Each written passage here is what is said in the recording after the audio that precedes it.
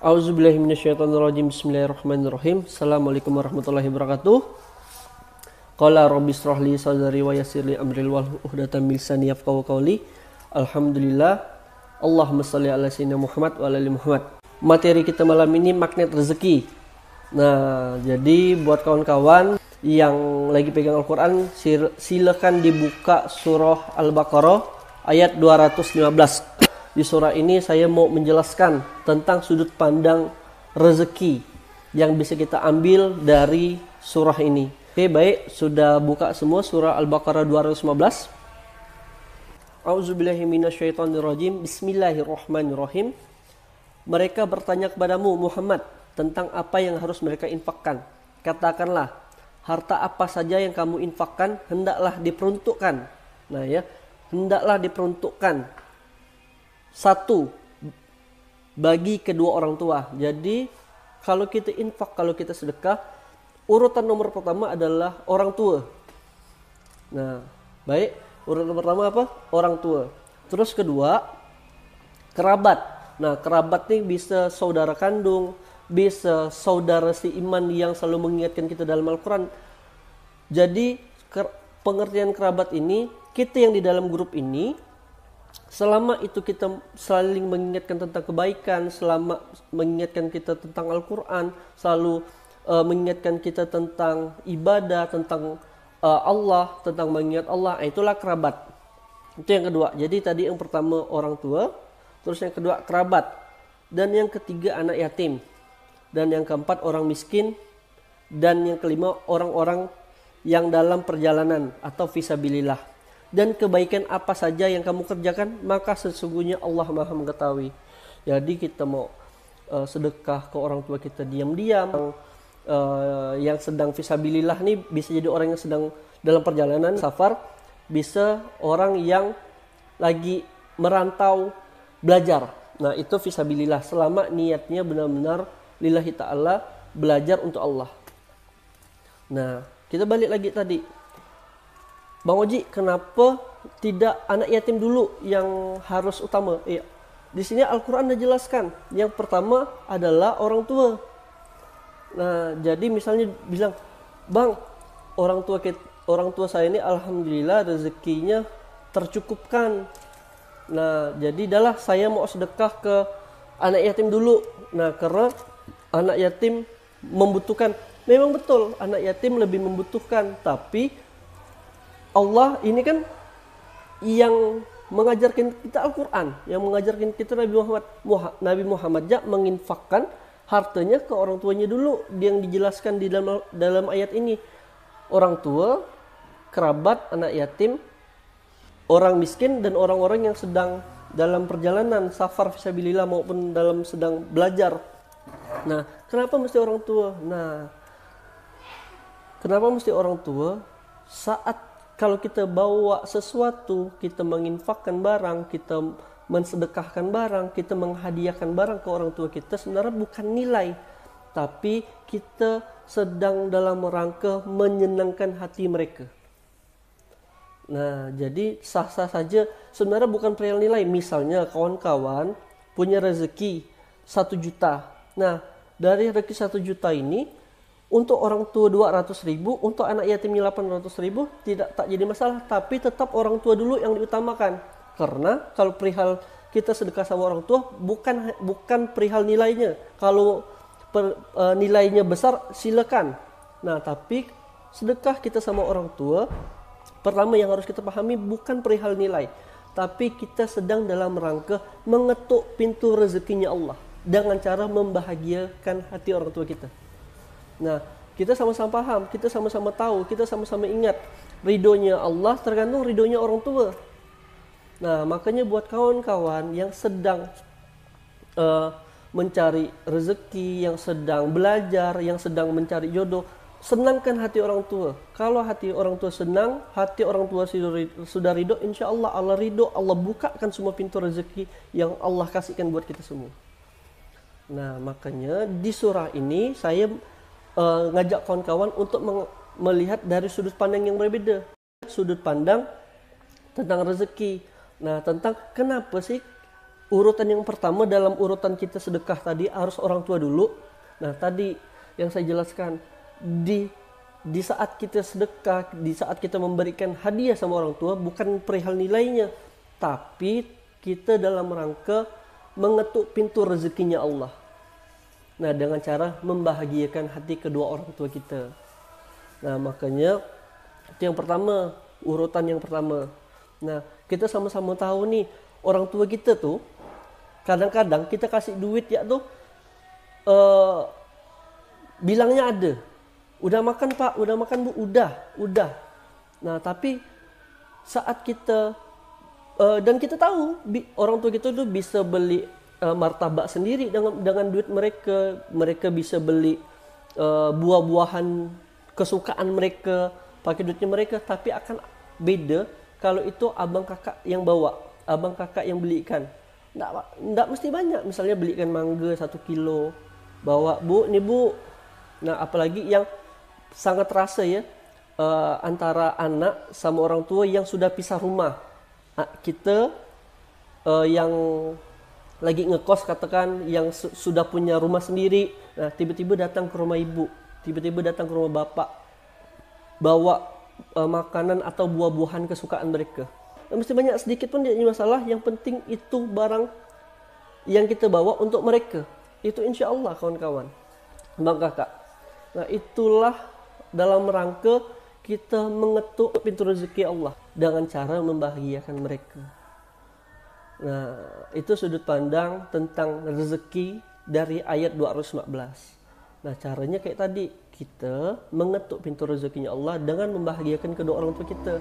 Nah, kenapa orang tua kita dulu? Nah, tidak membahagiakan anak yatim, tidak membahagiakan orang miskin, orang-orang yang lebih membutuhkan. Kenapa harus orang tua kita?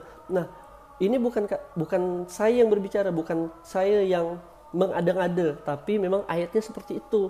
Nah, setelah saya tadaburi, setelah saya tanya ke beberapa guru-guru saya, nah ternyata penjelasannya seperti itu.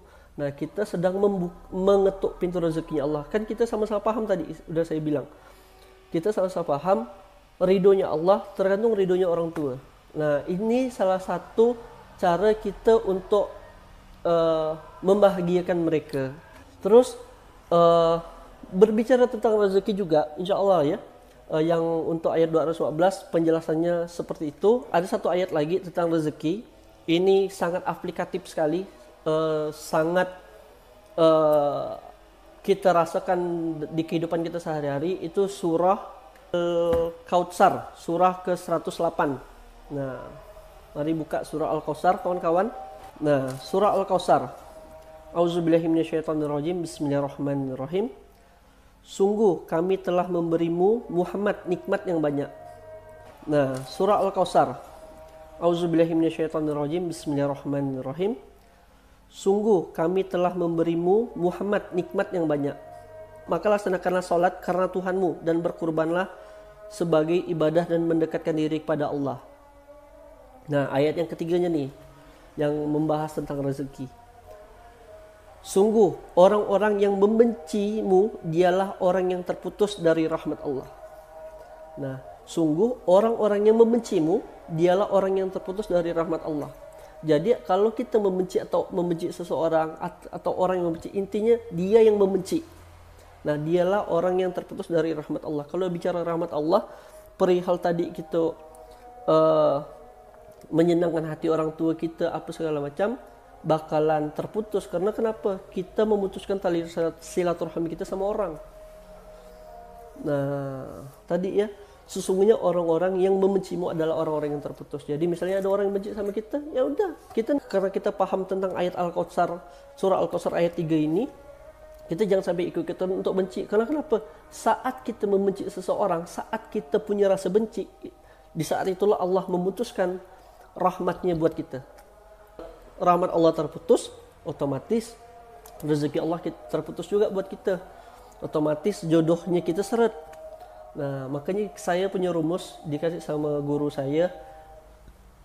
Hati sempit, rezeki sedikit. Hati lapang, rezeki datang. Hati lapang, rezeki datang. Hati lapang, jodoh datang.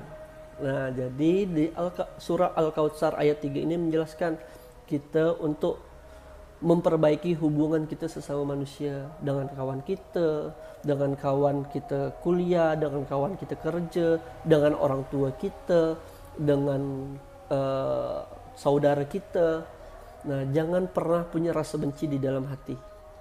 Nah, karena kenapa? Saat kita punya rasa benci, mau itu kita membenci orang atau orang membenci kita, siapapun itu yang punya rasa benci, itulah orang-orang yang terputus dari rahmat Allah. Nah, percuma tadi kita sudah kasih hadiah ke orang tua kita, kita sudah memberikan sedekah ke orang tua kita sudah menginfakkan rezeki kita ke orang tua kita, tapi kita percuma karena kenapa kita masih punya rasa benci ke orang lain.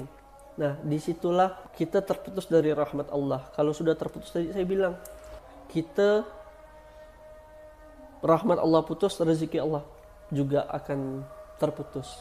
Nah, sesuai rumusnya kita tadi, hati sempit, rezeki sedikit. Hati sempit, rezeki sedikit. Hati lapang, rezeki datang. Hati lapang, jodoh datang. Nah, makanya memaafkan itu lebih baik, kawan-kawan. Nah, karena kenapa kita lagi ngebahas tentang rezeki. Nah, jadi saya sharing ke kawan-kawan tentang dua ayat ini. Pertama surah Al-Baqarah 215. Surah Al-Baqarah ayat 215 tentang sedekah tartil ya. Kalau saya menyebut ayat ini sedekah tartil. Sedekah tartil tadi adalah, ini saya resume ya. Nah, jadi sedekah tartil tadi pertama orang tua, terus kedua kerabat saudara, terus yang ketiga anak yatim, keempat orang miskin, dan yang kelima orang fisabilillah yang sedang safar maupun sedang belajar. Nah, kenapa orang tua? Kenapa orang tua nomor satu? Karena ridhonya Allah, itulah ridhonya orang tua. Nah, kalau kita memberi hadiah ke orang tua itu dalam rangka kita mengetuk pintu rezekinya Allah. Nah, karena kenapa? Kalau kita membahagiakan hati orang tua kita, karena kita memberikan hadiah kan, kita memberikan hadiah ke orang tua kita, hati orang tua kita bahagia, insya Allah rezeki datang. Nah, itulah magnet rezeki sesungguhnya, kawan-kawan. Nah, itu yang pertama di ayat surah Al-Baqarah ayat 215. Nah, yang kedua surah Al-Kautsar surah ke-108 ayat 3. 108 ayat 3. Nah, yang tadi orang-orang yang membenci itulah orang-orang yang terputus dari rahmat Allah. Nah, jadi rumus dari ayat ini adalah hati sempit, rezeki sedikit, hati lapang, rezeki datang. Hati lapang, jodoh datang. Begitu, kawan-kawan. Baik, itu penjelasan singkat dari saya tentang konsep magnet rezeki. Kawan-kawan praktekkan dua ayat ini yang tadi saya bilang. Pertama, memberikan hadiah ke orang tua, bukan perihal nilai ya. Ingat, bukan perihal nilai. Kawan-kawan mau belikan nasi 1 bungkus ke, kawan-kawan mau belikan mangga 1 kilo, nah mau belikan 1 keranjang, bukan perihal nilai, tapi perihal kita sedang mengetuk pintu rezekinya Allah. Nah, itu tadi dipraktekkan, kawan-kawan. Insya Allah itulah menjadi magnet rezeki. Kita kasih ke orang tua kita, Bu, Mbak, ini adik bawakan, ini abang bawakan buah kesukaan bapak. Nah, mohon doa ya, adik sedang menyusun skripsi. Mohon doa ya, adik sedang ngelamar, nunggu interview kerjaan. Mohon doa ya, adik sedang ngurus tender proyek ini. Nah, insya Allah itulah menjadi ridho orang tua, dan itu menjadi ridhonya Allah untuk melancarkan semua rezeki kita, untuk melancarkan semua urusan kita. Nah, itu dipraktikkan, kawan-kawan, di tentang aplikatif dari surah Al-Baqarah ayat 215. Nah, kalau dari surah Al-Kautsar kita lebih banyak untuk lapang hati, lapang dada. Saat semua orang bikin kita kesal, kita jangan sampai ikut-ikutan bikin orang kesal. Kita jangan sampai ikut-ikutan kesal dan bikin orang lain kesal. Nah, jadi banyak-banyak memaafkan, karena kita harus paham kenapa kita harus banyak-banyak memaafkan, kenapa kita tidak boleh sampai benci sama orang, karena orang yang benci itu adalah orang-orang yang terputus dari rahmat Allah. Nah, begitu, kawan-kawan. Saya tutup dulu video ini dengan sama-sama baca Alhamdulillah. Alhamdulillahirabbil alamin. Assalamualaikum warahmatullahi wabarakatuh.